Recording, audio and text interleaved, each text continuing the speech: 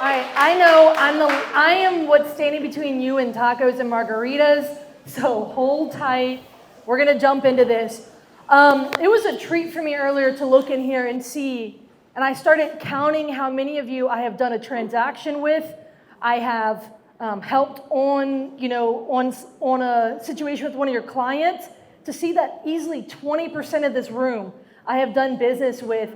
And so thank you for working with me, but here's the other thing, is being willing to help figure out solutions.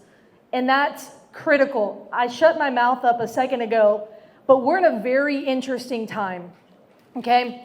I've been an investor for 10 years now in our region. My very first purchase was a short sale. So baptism by fire. I don't know how to buy stuff the easy way.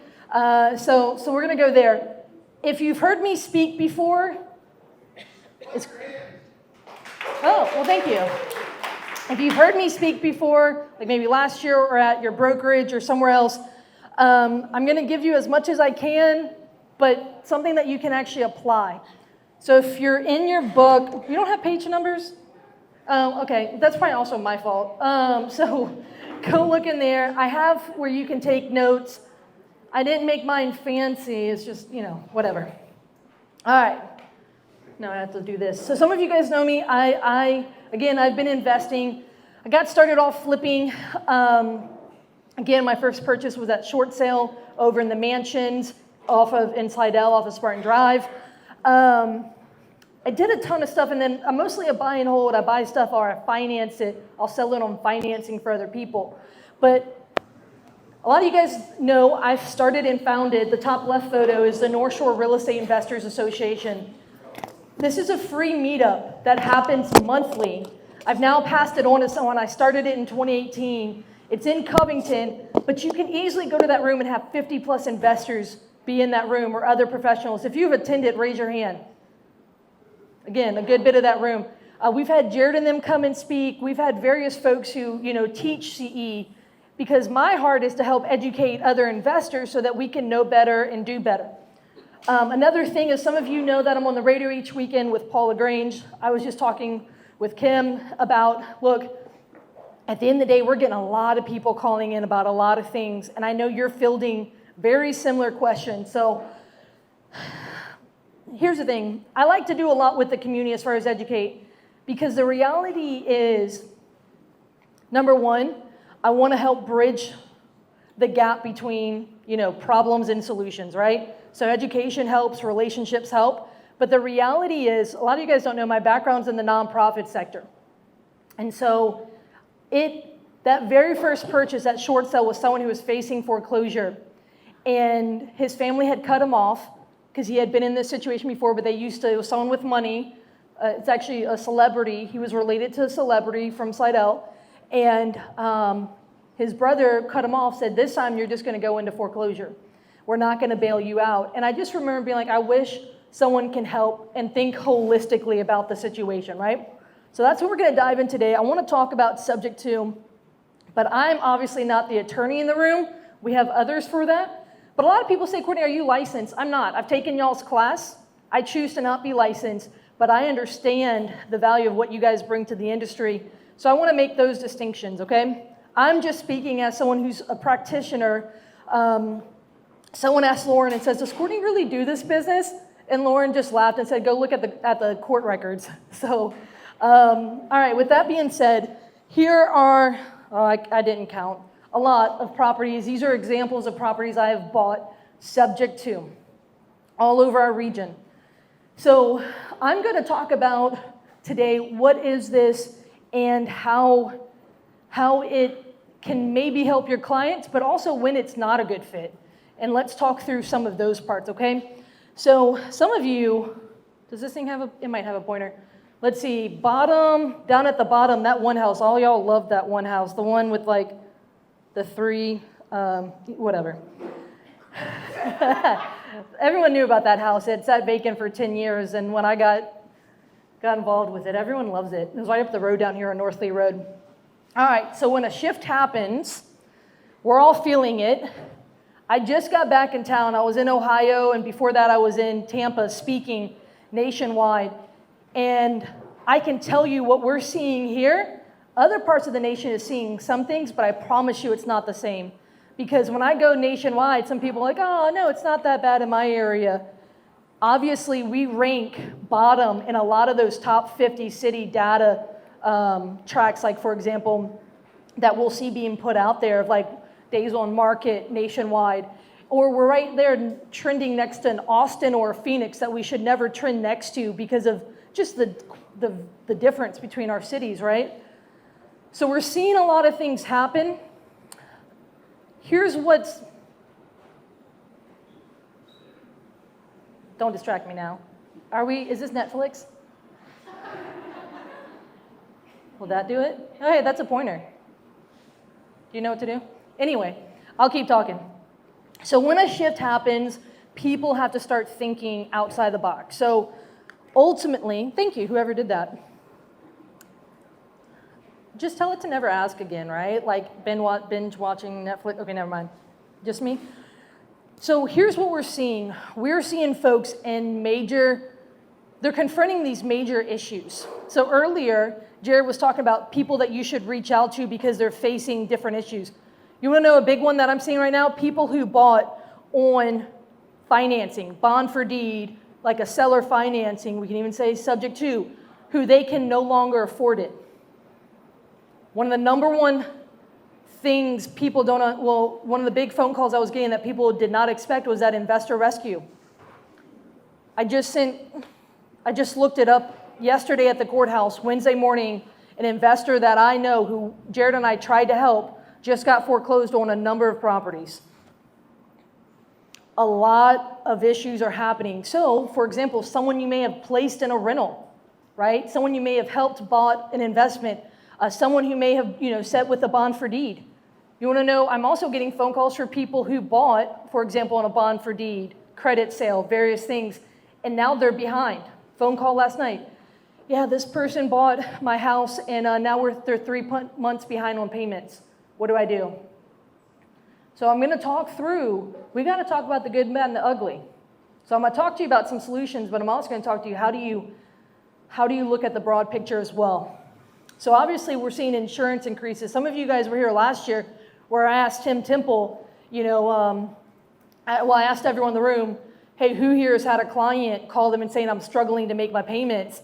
And everyone in the room raised their hand. He goes, oh, that's a nice visual. And I'm like, well, you're not, his office is, but like we're receiving those phone calls. What do you say to the person who's now on their third increase and they're like, I couldn't afford an increase ago? You know what I'm saying? And so we're seeing a lot of people who are struggling. So with that, with the property taxes coming around later this year, most people are hanging on by that thread. And my fear is property tax increases are not going to be bigger than the insurance one. Just by nature, it won't. But the reality is, I think it will push some people over the edge, right? We're seeing a ton of people in default.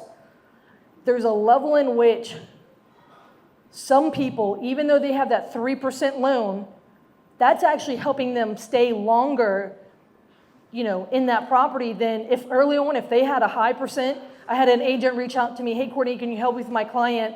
We're having an issue. We looked. They had an adjustable rate loan. 6 months ago, it was 18%.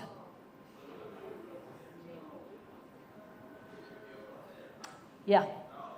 So there's a lot of people who, for sure, are more vulnerable. So people with adjustable rates, right? You have people who are, who maybe just already had a higher interest rate, who right now, the people with the low interest rates are basically we're given a life raft to handle and weather this storm longer, right? And so these are things to pay attention to. So another thing is right now, we had historically low 2, 3, 4% interest rates, right? I mean, historically low for a long time. Everyone and their mom refinanced, and if they could have, they would have had the doghouse refinanced as well, right? Like, we all remember that. Again, I believe that's helping people weather this storm a little bit longer, but the longer we stay in this, the more collateral damage we're gonna have. Like, that's my firm belief here. So what are we seeing? There's this thing called subject to, and it is specifically popular right now. I mean, there are people, gurus on YouTube and Instagram and whatever platform, TikTok, whatever, that are literally educating the masses to talk about this. And so a lot of this is, first of all, it's not new. It's been around for decades. But people are saying, hey, I want to go and do this very nuanced, creative, advanced concept, and I'm brand new, or I don't really know much about what I'm doing. But then there are also, like, for example, people from out of state who are doing it in different states. They're doing what's called virtually investing. And there's a lot of other nuances to that. So what we're getting is subject to offers on listing. You don't have to raise your hand if you don't want to, but who here has received an offer for a subject to on their listing? Raise your hand. Okay, 30 plus 40% of the room. Here is one of those offers that someone received. This is my friend over in Araby. He flipped a property. He's an agent. He flipped a property, put it on MLS. So just bought it, fixed it up, put it on the market as a, fixed up and everything to sell it. He got an offer. Here's an LOI, a letter of intent, to buy his property subject to. And he just got a blind offer that way. I know there's a few different companies, one from Miami, one from Colorado, and then one from Phoenix, that they're hitting up a lot of the listings. And again, they're sending these LOIs, or they might have a lot of attachments being like, let me explain our team and like what subject to is, kind of like word vomit in the form of, attachments on an email, but they're making blind offers on listings. Some of them, they're just cold calling you. So we're seeing this happen a lot. We're also seeing people, another issue where, so one part of me educating is because I get 3 to 5 phone calls a week saying, what the heck is subject to? From agents, because they're getting these offers on their listings and they're saying, what is this? Is this even legal? Like all this stuff. Obviously the insurance issues. And then we have people who bought in 21 and 22 that have little to no equity. And they're like, hey, if I sold right now, I'd have to bring money to the table, or I'm gonna at best hope to break even. You know what I'm talking about? So it demands that we be able to find some solutions. Some of you follow me on Instagram and Facebook. Here's a breakdown of a deal that I bought in Lacombe for my father. And it is bought in February 21. It had a 3.125% interest rate. 1168 was the monthly PITI. So that's February 24, but I can confirm that that's also right now because, it's the first of the month and I was looking at making the payment. $901 increase on this property. Isn't that crazy? I know you've heard the stories. Again, the longer this goes on, the more collateral damage we'll see. The longer someone sits on the market for sale, we're seeing people starting to tap out and say, please produce a buyer, right? Please do something. Please make something. I'm running out of my savings, or whatever that may look like, right? This is a real life example of a property I bought for my dad. We're now selling. I hope to go on to closing, Lord willing, by May 10th. So let's jump into it. What is this subject to? So it's a form of creative financing, right? Form of seller financing. The big thing here is subject to is a short form for, really it's a disclosure. It's a title flaw. So very specifically, I want you to understand that a lot of things can be bought. Well, actually, I'll say this. Almost all of you have bought or sold something subject to already. You just don't know about it. For example, if you've ever bought a property in a tenant, so helped an investor buy where a tenant stayed in place, that was bought or sold subject to an existing lease, right? Or when you sell something subject to an easement or HOA, deeds and, covenants and restrictions in a neighborhood, or, utility easement, whatever, right? So understand it's important to say subject to what? Obviously, for today, we're going to talk about subject to the existing mortgage staying in place. So, but it's important to understand that part because it's a disclosure, and as you know, it's important to understand what's being disclosed. Another part, again, it's been around for decades. A lot of you know, one of my biggest mentors has been investing since 1965. He was doing these in the 60s and the 70s, right? So they're not new, but every now and then it gets popular, especially with the low interest rates. It's really popular because why? People have something valuable. Leon Johnson, one of my other mentors, had 75 agents in his brokerage up in right outside Kansas City, Missouri. in the 70s. He said at one point in the 70s, every other transaction in their brokerage, like retail transaction, was subject to. Why? Because they'd have a buyer come to buy, and they'd be buying at 18%, but the seller had a 7%. So what they do, they bought it subject to the 7%, and then paid them out their equity, maybe in the difference on a payment or something like that. It was very common for him, he said back then. So understand, it's one of those things, it's very popular right now, and that's part of the times and the nature of things. A lot of investors have sat on the sidelines recently. Actually, some of them are leaving altogether because they're like, I can get better returns elsewhere. I mean, they were just talking about it, right? I'm like, we can't get a freaking break here with like the tornado and like insurance, property taxes, whatever. A lot of investors I know are leaving Louisiana, or they're putting buying on hold because, again, they're struggling to make deals make sense. It's very hard to make deals make sense numbers-wise right now. And then there's just, or they're just getting slammed. I have multiple properties in 2 states, South Louisiana and South Mississippi.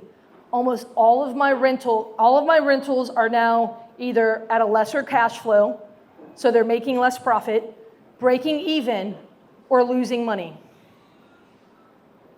How do I survive the ones who are breaking even and losing money? By having effing money in the bank. Like straight up. How do you survive when it's costing you to own those investments?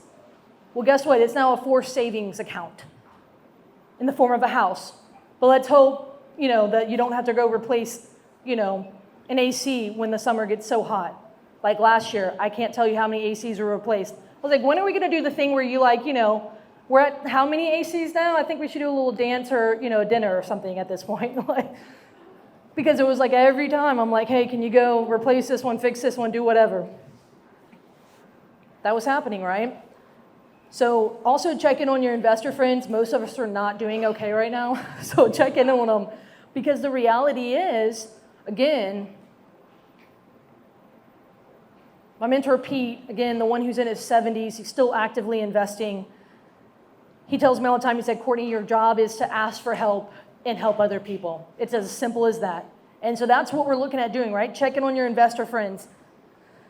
All right. So the process is someone has, let's just say, seller has a house with a 3% loan on it. They're going to, with the traditional subject to, title actually transfers to the buyer, okay? The mortgage stays in place. The buyer then makes payments on the loan on their behalf.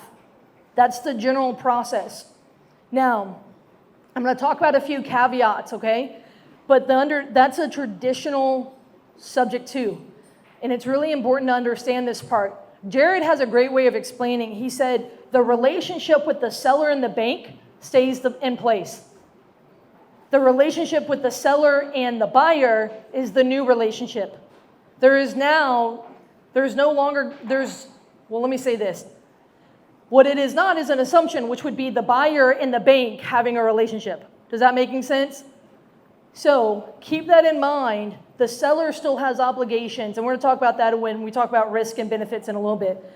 But a lot of people say they call it an assumption, and I will lovingly at some point correct you, because it's not an assumption. An assumption is, hey, let me go and basically qualify for this loan, but I'm going to get to take over the rates that you have, right? But this is very different, okay? It's not an assumption. I'm not going and establishing like a lending relationship with the bank to take over that loan. Seller is still involved. It is still tied to their credit. It is still tied to their debt to income. We'll talk about that. This is why it is so important to understand it is not a solution for every seller, and it is not a solution for every buyer. We're going to talk through that. At the end of the day, if someone said, hey, Courtney, here's 50 properties, all subject to existing loans, first of all, I'm going to have a lot of questions, and I'm going to most likely struggle to sleep at night. I'm not going to lie. As an investor who I preach both offense and defense, subject to deals make me nervous. There's inherent risk to me, and we'll go over that in a second. So keep that in mind, because there's a lot of people. So my running joke is I need to make a a rehab facility for investors, because right now they're drunk on the 2, 3, 4, 5% interest rates, but they're throwing sound investing out the window, right? And so like, let's say alcohol is not inherently bad, but if you too much of it, you throw, sound principles out the window, it can cause damage, right? It can wreak havoc. And we're also seeing that. So again, it's not for everyone. Some people say, Courtney, okay, that's crazy. So you're saying the house sells, but they don't pay off the loan. Is it even legal? You don't have to raise your hand, but you probably thought it. It's good questions. Like, it's good, thorough questions, right? This is a HUD settlement statement. So in your manual, the HUD settlement, you can see it's a federal document.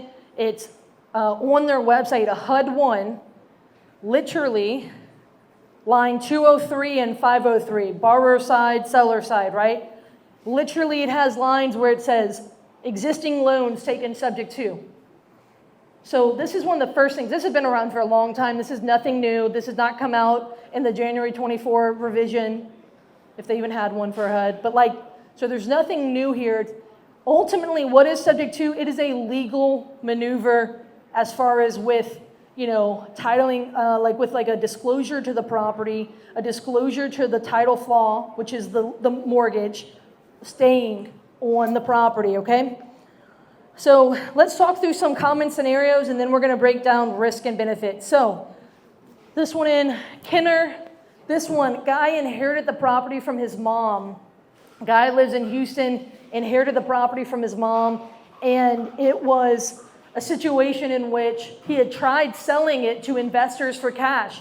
The problem is, all the cash offers, the first cash offer he learned mom had other liens and judgments against the house, and mom had taken out a mortgage. He didn't know.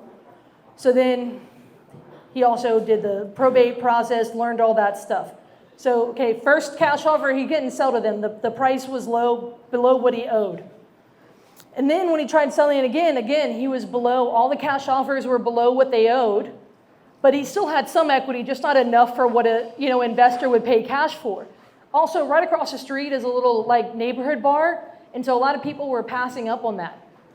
We bought this one subject to, the borrower was mom. Mom's no longer alive. And so we bought this one subject to, and we made the deal work. We turned around and we sold it on a lease option to a sweet Hispanic family. They were like, can we add to the house? I was like, wait. I was like, hold on, wait until it's yours. But anyway, so that was a deal. It was going into foreclosure because he didn't know that there was a mortgage on mom's property, so he wasn't making the payments. Does that make sense? So difficult property to sell, facing foreclosure, estate situation. At that point, he wasn't too worried about mom's credit. You don't need it. So far, we've been told you don't need it past the grave. So maybe a day will change that. Another one here, the one in the middle, that's in Roberts. This was a property, an agent called me. They were facing foreclosure. It is a 2010 build in a neighborhood where a builder bought, I think 8 or 10 lots and was building 2023 new construction. Basically, call it phase 2, because it wasn't a big neighborhood, but phase 2 was being built. So they were competing on the market as a 2010 build against 2023 builds. You know that monthly payment wasn't much different, right? They needed speed because they waited to the last minute because of the foreclosure part, because they were scared, nervous, reached out. I ended up buying this one subject to the loan, stopping the foreclosure. I still don't know what it's worth because there's actually not any comps other than new construction, right? So it's hard to kind of say. It was just a difficult property to sell with speed. And when the situation demands speed, but the market isn't there for it, the fear was that, and they actually sat on the market for a while. And I said, hey, call me at this point, and then we can do a deal. Just to see if something will happen. So down in the bottom, that one's in Hammond off of Hewitt Drive. This was one owner grew out. This was their first home. They grew out of it and bought a second home. But then they could basically qualify for 2 loans. They bought the second one, moved into it, and then they moved their son and some of his roommates into the house. I still won't understand because it was 2 20-year-olds and then a 60-year-old. his like grandma or something was in the whatever. I still don't understand that roommate dynamic, but they were smoking in the house.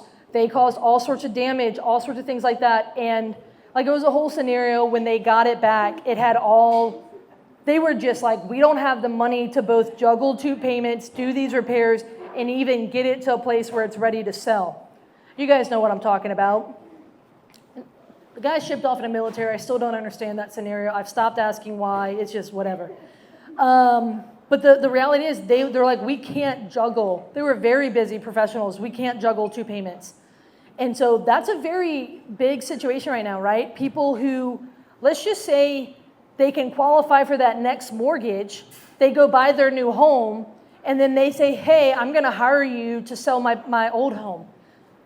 But okay, they've got 2 months before payments start kicking in on the new house. Well, who just bought furniture or paid prepaids and closing costs and down payment and whatever? These days, new utilities, add all those things, right? All those things really add up, right?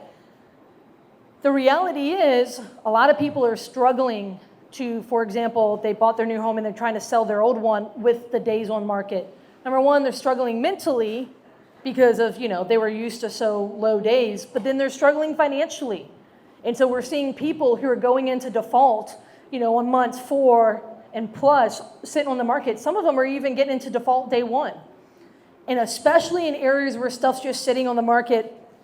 Top one, this one is in Slidell, and I actually closed this with one of you in the room. This was an active military member. If you guys don't know, there's some professionals, active military, depending on your clearance status, bankers, different people like that. Like if they're in some sort of, like they have a security clearance or a financial, they're tied to some financial institution type of thing, going into a short sale, bankruptcy, or a foreclosure can actually cause them to lose their job. And so that's a really big thing to understand. A lot of you guys know, last year I talked on foreclosures. I've been stopping foreclosures for the last 10 years, and my phone's ringing off the hook these days. They needed to move, but they didn't have a ton of equity. And so there's a level in there, it's, as you guys know, stuff's just sitting. There was a high risk with their job. And so these are some situations to keep in mind. And then the fear of going into foreclosure, right? So this is something that's I'm a really big fan of, is you need to sell the benefits but disclose the risk, okay? My attorney friend, so I do a lot of stuff nationwide in the investor community. He said it one way. He said, to be clear is to be kind, okay? Unclear is unkind. So if someone doesn't understand, so one of the ways, if we've ever done business together, if I've helped you with one of your clients, I talk through different options because I want them to understand what options do they have to be, I want them to be informed so that they can make an informed decision for them and their families, right? And if I'm not the right fit, I will easily say, hey, who can I point you to? Or, hey, this is another option. So this is a really important part. I am not seeing a lot of people do this with subject to deals. Like, oh, it'll be fine, it'll be fine, it'll be fine. We're going to do, it's just going to be great for you, right? They'll sell the benefits or whatever, but they're not going to, I'll be like, hey, look, this should be your last resort, right? But in the event, and you're in the arena of last resort, I'm your girl. But I'm going to do it where you understand exactly what's going on. And I think that's important. Again, a lot of people, you guys know what I'm talking about, are not operating from that. So let's talk through the risks for sellers. An important one is, especially if they're living in the house, where are you going? Because if they're going to go buy another property, it's important to understand not many people can can qualify for a second mortgage when they already have one still on their credit, right? Debt to income issues is big. So if that is, for example, I had a guy call me in Slidell. They were in the Huntwick subdivision and they were moving to Arizona. They had tried selling the home for months. They call me and they say, hey, we're moving next week. Will you buy the house? I was like, okay, we're working with a short runway. Noted. Literally, we signed the purchase agreement in Arena's Slidell office, and then they went and got in the U-Haul. And so I was like, we literally were like, okay, let's just also sign the power of attorney and everything while we're here, while we're at it, you know. They were immediately going to Arizona because she needed someone with a specialized, that could help her with like a medical issue that was specialized. So she was going there for quality of life and like a specialist. And they wanted to go rent. They rented an Airbnb, a furnished Airbnb for 1 month. And they wanted to be under contract to buy their next home within 1 month. Like that was their goal. Brian Chamberlain's out there. I talked with him and Kendall. I talked with 6 different lending underwriters. And I said, hey, they're trying to buy. Is there any way that, you know, we talked about, can I do a lease option? Can I do a bond for deed? Can I do a prepaid lease? Like, can I prepay a lease for a year? And will you guys, they're like, no. Generally speaking, when someone has a property, for example, that they're going to turn their old primary into a rental, they're going to want to see, depending on what type of loan they're getting, 1 to 2 years of payment history before they will reduce it from their debt to income. So that's a big deal, right? And most of the time, they'll just reduce 75% from their debt to income. And so obviously, this wouldn't solve their problem. So buying it, I could pay them more if I bought it subject to. And so I said, look, I want to put as much money in your pocket as possible. So we explored that, tirelessly. And then I ultimately ended up just buying it for cash because they needed to be done. Such a sweet family, but that's important. Where are they going? Their debt to income issues. And if someone is, look, I've had people, again, mom's deceased, like that this doesn't matter then. I have had some people though say, Courtney, I had such a horrible experience. I had a young single mom in Laplace. She bought her house in beginning of 21, so crazy market. By the way, she's like mid-20s, by the way. Buys her house, very first time home buyer, beginning of 2021. Ida, she gets hit heavily in Laplace. First time home buyer, now she's having to do a major insurance claim. She's now facing foreclosure because she lost her job. She's like, I never want to own a house again in my life. You know what I'm talking about? Like she's so scarred from the situation. And I say, I understand. We need to have a conversation because at some point in your life, you're going to want to change that. And if it might not be within the next 1 to 2 years, you just need to understand that this will impact you for the next 1, 2, 3 years. And then when it does impact you, you need to understand what this looks like. So some people are so full in the moment, the foreclosure, the life situation, that they're like, well, I don't care because I want out of today. We still need to look at tomorrow, okay? Next one is credit concerns. When I say all borrowers, I mean, is it a husband and wife? We had a situation with Andrew. He had one where a dad co-signed for the son. So co-signers, right? Those things are important because all of them, their credits are at risk. Anyone tied to that loan. And it's important to understand this. Like their relationship and their obligation to the bank is still there, even though someone else is making their payment. So that's an important part to understand those risks. So a due on sale clause, generally every mortgage has a clause that says in the event that the property gets sold, the lender has the right, not the obligation, but the right to call the loan due. Meaning that they can send a letter and say, we see that title has transferred. We have accelerated the balance of this loan due. It's due in 30 days. Please remit payment. So that's important. That's something. So it's important to understand that exists. If a house is worth $100,000 and I have a loan that I took subject to that is $50,000, and I get a letter that says I have 30 days to pay the $50,000, do you think I can make that work? Right. I can. In my world, I mostly deal in private money loans from individuals. So I have a few people I could call, and they'd say, yeah, we can wire the money. I usually can wire the money in a few days, within 24 hours, 48 hours, something like that. But something being worth 100, it's 50% loan to value. You can generally refinance from 70 to 80%. Okay, so the refinance rates, right? I had plenty of room. Could I go sell it? Could I go can I go fire sale it if I have 50% equity, right? I go list it for 60 and move it, right? Call someone who'd buy it cash in a few days. I have room, but what if it's worth 100 and I'm buying subject to a loan that's 90,000? How much room do I have? I have about enough room that if that happened, I'm going to bring money to the table to refinance, right? Does that make sense? I'm seeing a lot of people even entertaining a house that's worth 100 and they're taking over a loan that's 115.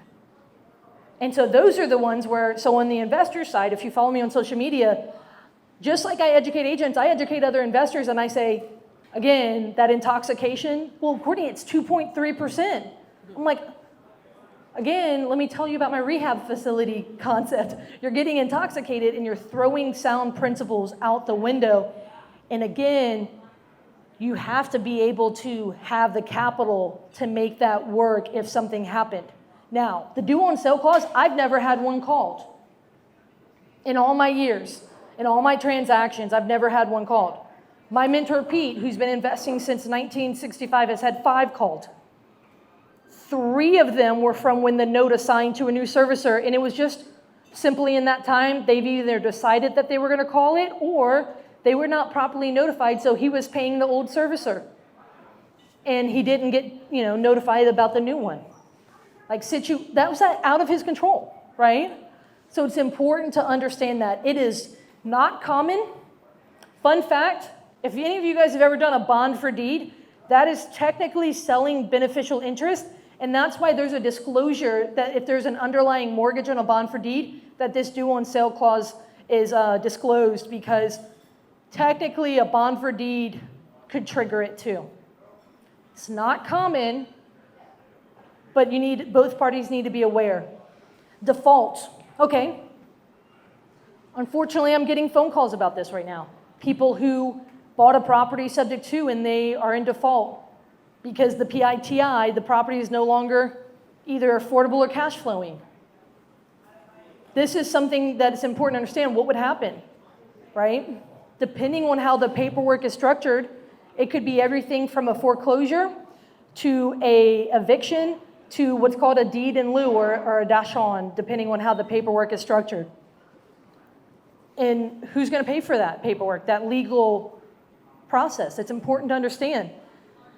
Here's another risk is if it's a VA loan, VA loans, basically veterans have a level of entitlement, right? Well, if this person has a VA loan that's going to stay out, I always say, hey, understand that your entitlement is going to be tied up in this house for the life of this loan being out there, okay? Let's talk about the risk for buyers.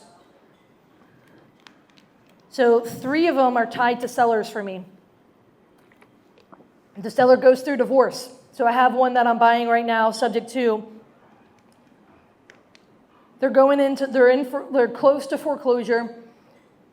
Wife and husband, they got a divorce. She had a restraining order against him from the house.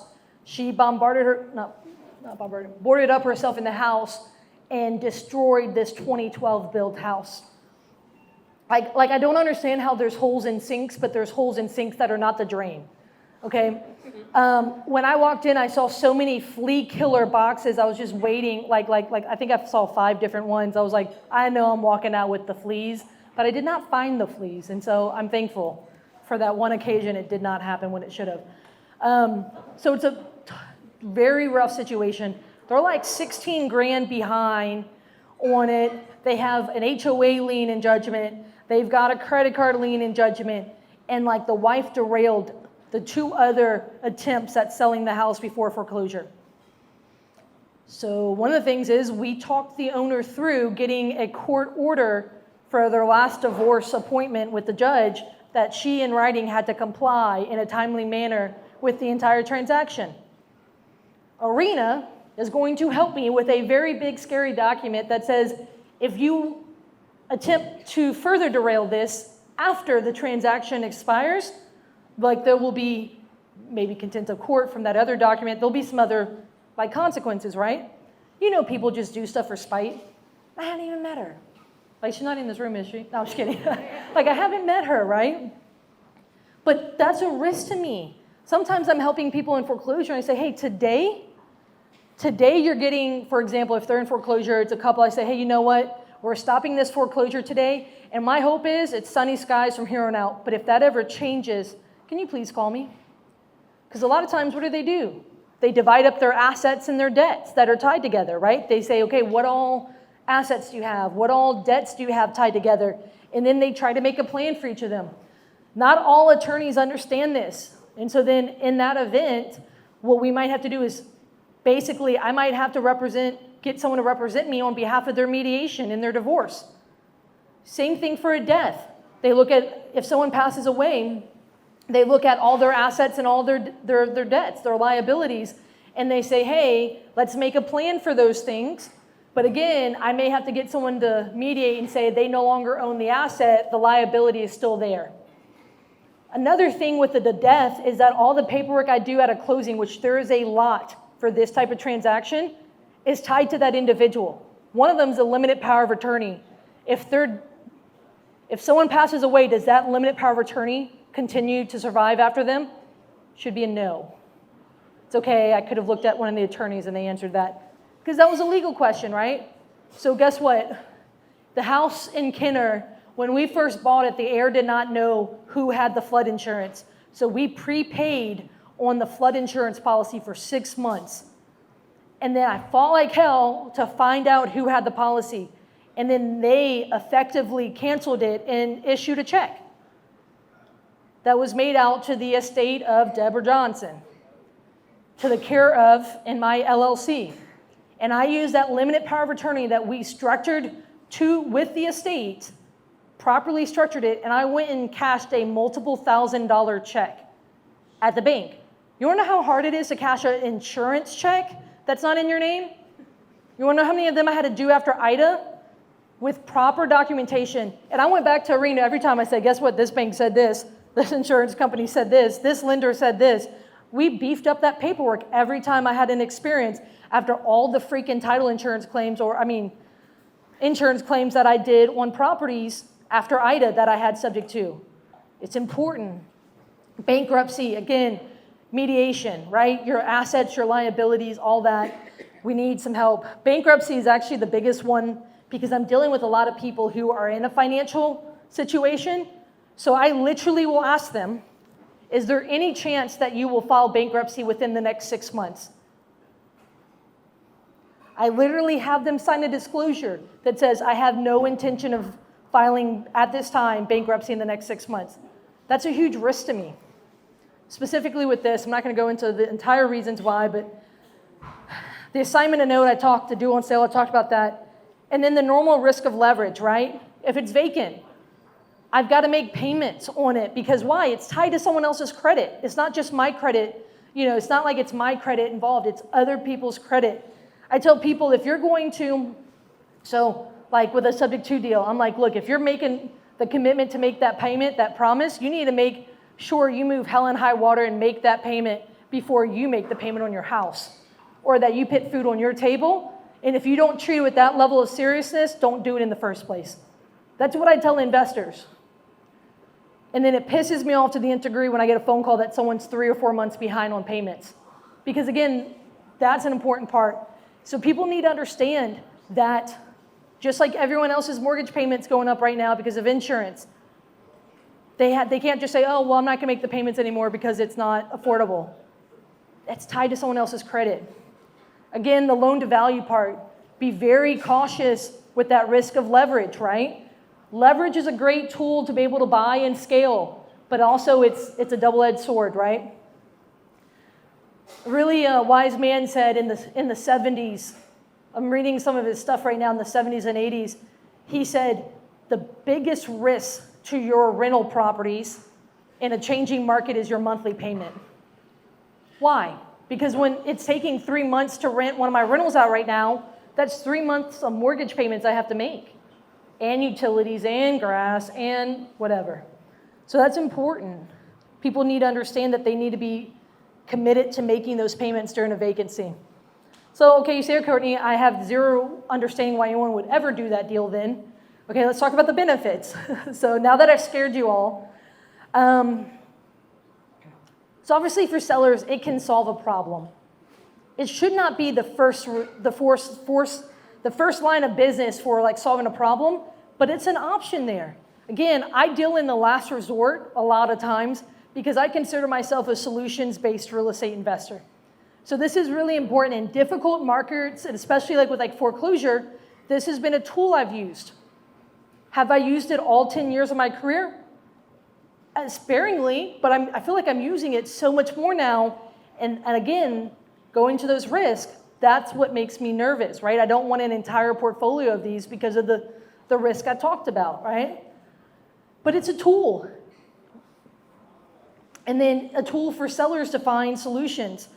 If they're behind on a loan, right, they can get caught up, the buyer can catch up their loan, and then guess what? If they're making on-time payments, well, that'll help their credit.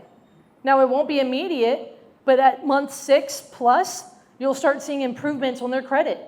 And then obviously sometimes I can pay a premium at times, but I can also act with speed. We'll do these deals in two business days. I don't like to do it in 2 business days, but I have had to. I prefer give me 2-3 weeks, but I can do it in 2 days. So, okay, Courtney, why would someone want to do this? Because of the risk. Well, because of those 2, 3, 4% loans, right? How can I keep buying right now when most investors I know are not buying? It's because I can manipulate the market if I can get a 2, 3, 4% loan. That's how I can make sense right now with the high insurance cost and everything like that, right? So then I'm not having to go qualify for the bank loan, right? Those things are important, right? And have it on your credit report, various things. And then sometimes the one that I'm buying with the people who are in divorce, that one, the loan was originated in 2012. It is, as a reminder, 2024. That is 12 months of, think about that, principal pay down, but think about that even more is now at year 15, what happens on a 30-year loan? You pay a little bit more in principal than in interest, right? Think about that pendulum. So amortization, that is the pay down on the principal. Well, the longer you're into the loan, the more there's a principal payment. So when I can step into year 12, day 1, what am I doing? I'm getting to speed up that process to pay that property off. Yeah, they paid all the interest. They paid a lot of interest up front, right? That doesn't happen as often because I'm getting a lot of 20, 21, 22, 23 ones, right? But there's sometimes a chance for me to step into the benefit of amortization. All right, so let me go into some miscellaneous thoughts here. All right. Due diligence looks a little bit different for me on these. So obviously we have the house part, right? House inspection, let's take a look at what's going on. And then you have the numbers part. What is it worth? What do they owe on the loan? What's the monthly payment? What could it rent for? What are the repairs? Like I'm doing my normal number analysis. But the next thing I look at, so number 3 and number 4 up there, are what's different here. I'm going to look at the loan. I mentioned earlier that adjustable rate loan. That agent called me and said, hey, Courtney, I have a property sitting and the seller is stressing me out with how often he's saying, Courtney, bring me a buyer. Can you come be a buyer? Not bring me a buyer. Come bring me an offer as a buyer. And so I said, well, let me go look at it. And I go and I take a look, and then I'll run a preliminary title. I'll go look on public record. And I looked, and I saw that it was an adjustable rate loan. And when I told the agent, he was like, first of all, the seller never told me. Second of all, no wonder he didn't sign that rental listing agreement, because it was less than what his monthly payment was more than what it would rent for, right? So finding out that adjustable rate, it's important to understand things like that. It's important to understand, if we're buying it subject to something, what is that something? Is it a lease? Is it an easement? Is it a loan? Is it a judgment? I've bought houses subject to judgments before. Again, the North Lee Road one, I bought it subject to 35 different liens and judgments. And then I worked through all of them. So understand, they need to look into that loan. Who is it with? It could be with an individual. I could be subject to a seller finance loan or a private money loan from an individual. Let's just say a family member lent money to them and got a mortgage on the property, right? Or it could be like a Wells Fargo, PennyMac, stuff like that. Again, the sellers, I'm going to talk to them. Hey, what got you here? What's going on? Are you considering bankruptcy? Like, I'm like talking through the situation. So those things, that's what due diligence looks like for me, those 4 things. Most people are only used to number 1 and number 2. But this is more complex than that, okay? Number 2, loan modifications. You want to be careful with those. Loan modifications can look like a lot of things, but number 1, loan modifications sometimes, so this is when someone's, let's just say, behind $15,000 on their mortgage. A loan modification is a process with the bank in which they're trying to get the 15 either thrown on the back end of the loan, maybe they make a payment plan, something, some sort of workaround. I say be very careful with this because, for example, what you don't want is for them to go make some assurances and sign off on some guarantees that, for example, they're going to live in the property. If they're not going to intend to live in the property, be careful. Also, if someone is saying, hey, I'll do the loan modification for you, run. I had someone come up to me. We found out that a house in Mandeville, they did the loan modification using that power of attorney on behalf of the seller. When I say I lost my shit, I did. And I was like, I'm going to presume you didn't know what you were doing. But in the event that you did, the first thing you need to go do is do whatever you can to go pay that off. Because that was done, at that point, that could be considered mortgage fraud. So people, again, it's very nuanced. People need to understand. And I don't even know how they got it to happen in the first place. But it slipped through the crack. The paperwork is so critical. Again, after Ida, I had so many people calling me and saying, hey, I have my property. I bought it subject to an investor. And they're like, what paperwork how do I do this? At the end of the day, it's critical to understand that that paperwork is what you stand on.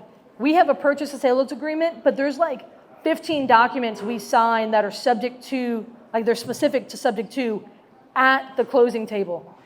That's important here. Vetting buyers is important because, again, if there's risk to both parties, number 1 is the buyer taking the risk seriously, and then also to protect the seller, depending on the situation.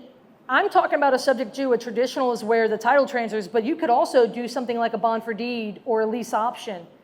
Depends on the situation, right? This is important. I tell agents all the time, if you want to vet an investor buyer, shoot me a message. And a lot of you have taken me up on that.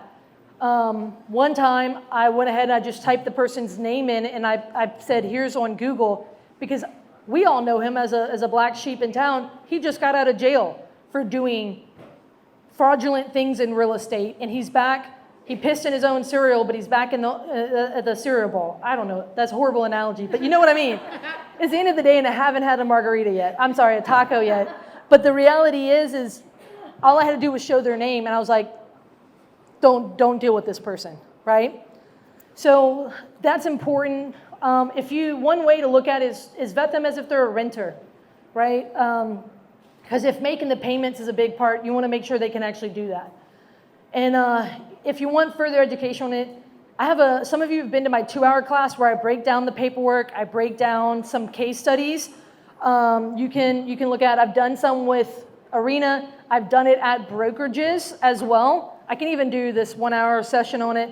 So, and that's where I just go more of the process, the paperwork, the do's and don'ts. I know I'm lined up to go to some of y'all's brokerage, but if you guys want to do some more of that, look, at the end of the day, how you do real estate matters. I usually have a shirt that says that, but I'm repping the team here.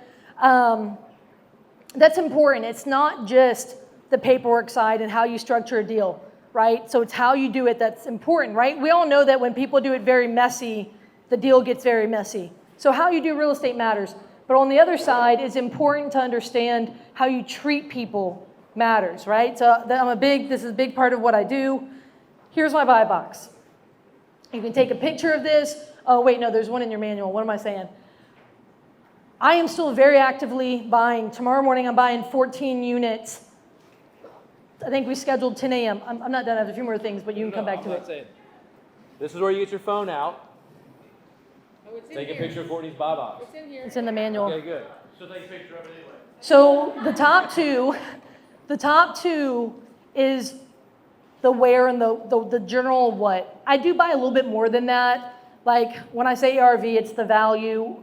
I have pushed it a little bit more than that, or I've bought acreage. Someone just came to me with 10 lots in Mandeville, and I'm making an offer on that. And I've made an offer on 400 acres here in St. Tammany Parish. So I do have like a land portfolio. Like I own mobile home parks, but so there's different things, right?